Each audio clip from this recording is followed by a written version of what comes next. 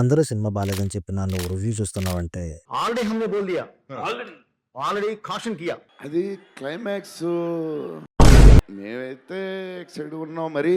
అది మీరు చెప్పాలి తర్వాత, అది ఇంపార్టెంట్. నా టైమింగ్ నీకు తెలిసిందే కదా. ఇంకా సరే, వెల్కమ్ టు మై ఛానల్. ఇది పేరా? ఇదే పేరా? నేనేం ఎక్స్పర్ట్ని కాదు, డాక్టరేట్లు కూడా ఏం లేవు. కానీ నేను కూడా నీలాంటి ఒక ఆడియన్స్ మెంబర్ని. సో ఎవరు ఏం చెప్పినా నాకు అర్హత ఉంది దీనికోసం మాట్లాడడానికి. రాజాసాబ్ నుండి నేను నేర్చుకుంది ఒకటి, ఒక సినిమాకి ప్రీ ప్రొడక్షన్ అండ్ స్క్రిప్ట్ ఎందుకు ఇంపార్టెంట్. స్క్రిప్ట్ లేకుండా వచ్చిన చాలా మూవీస్ ఉన్నాయి, లేవనట్లేదు. కానీ వాళ్ళు ఏం చూపించాలనుకున్నారో అదే షూట్ చేస్తారు. ఇక్కడ అన్ని షూట్ చేసి ఏది వీలైతే అది వాడుకుందాం అన్నట్టు వదిలేయారు.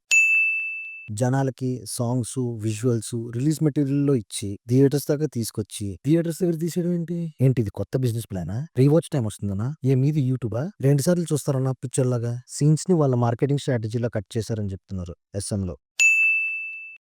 ఓకే, బట్ ఎందుకు చేయాల్సి వచ్చింది? జనాలు పిచ్చోళ్ళు చేయడం కాకపోతే. సంక్రాంతి టైం అయినా కాకపోయినా హైక్ ఎలాగో ఉంటది పెద్ద బడ్జెట్ సినిమాలు అంటే. సీన్స్ కట్ చేసి మళ్ళా పెడితే మళ్ళా వెళ్ళి మళ్ళా చూస్తారు. ఇంకా ధీమా ఏంటండి మీకు? నిన్న ఈవినింగ్ కూర్చుని సెకండ్ హాఫ్ ఇంకొంచెం షార్ప్ చేసి ప్రభాస్ గారి ఓల్డ్ గెటప్ని ఈరోజు ఈవినింగ్ నాకు తెలిసి 6 o'clock షో నుంచి చూపించడానికి విశ్వ గారు కాల్ తీసుకుని పెట్టాము. ఎందుకు రీ ఎడిట్ కి కాస్ట్ మార్చి పెడతారా మరి థియేటర్లో?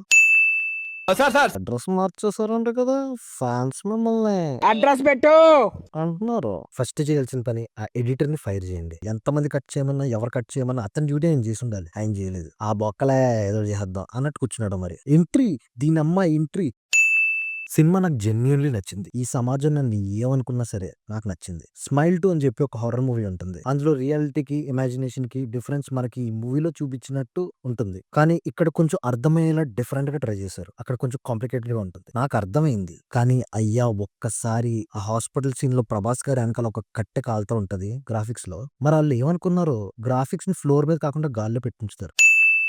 సంజయ్ దత్ బ్యాక్ స్టోరీ బాగుంది. కానీ దేనికి VFX వాడాలి, దేనికి ప్రాస్థెటిక్స్ వాడాలి? ఎందుకంటే మన దగ్గర డబ్బులు ఉన్నాయి కదా బాగా. ప్రభాస్ బాగా యాక్ట్ చేశాడు ఎమోషన్ సీన్స్ లో, కానీ పని చేయలేదు. ఏమో టైం సేవ్ చేద్దాం అనుకున్నారు, మరి ఏం సేవ్ చేద్దాం అనుకున్నారు, కానీ ఇంపాక్ట్ రాయడం అనేసి ఏడు మొహం పెట్టించారు.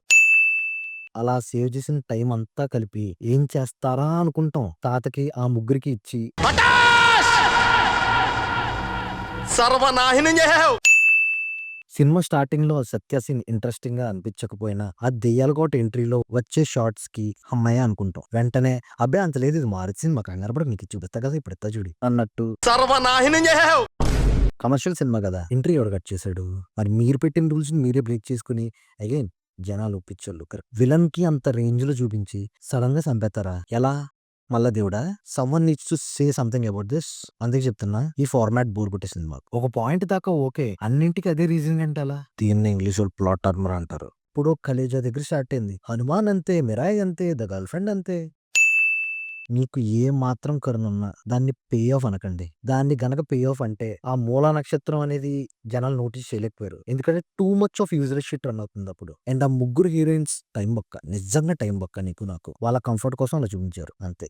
ఓవరాల్ గా నేను ఇంత బాధపడ్డా, మీకు నేను చెప్పిన పాజిటివ్ పాయింట్స్ లో నెగిటివ్ కనబడి, లేదా నెగిటివ్ పాయింట్స్ లో పాజిటివ్ కనబడి, ఏదో ఒకటి కనబడి నువ్వు మాత్రం సినిమా చూసి చెప్పు. నేనే ఇలా అయిపోతే మరి ప్రీమియర్స్ చూసిన వాళ్ళు మోసపోయాననుకోకు, తప్పించుకున్నాను. మనుషులు అన్నాక తప్పు చేస్తారు, కానీ మార్పు చెందినవాడే మారుతి అంటారు. కాబట్టి మీరు మారాలని కోరుకుంటున్నాం. చాలా చెప్పాలని ఉంది, కానీ ఏం చెప్పినా మళ్ళీ స్పాయిల్. బొక్కలే ఎంట్రీ సీన్ స్పాయిల్ చేశారు. నేను చేసేది ఏముంటది? అయినా సరే కొన్ని రోజులు అయ్యాక ఇంకా డీటెయిల్ వీడియో పెడతా. నువ్వు ఆల్రెడీ సినిమా చూస్తుంటే ఒక చిన్న క్వశ్చన్, ఆ BGM గానీ లేదా ఆ ఒక సీన్ గానీ మీకు ఎక్కడో చూసినట్టు అనిపించలేదు? But yeah, thank you for watching. Advance happy Sankranti. ఇట్లు మీ కాకర్పోతల కాశ్మోరా.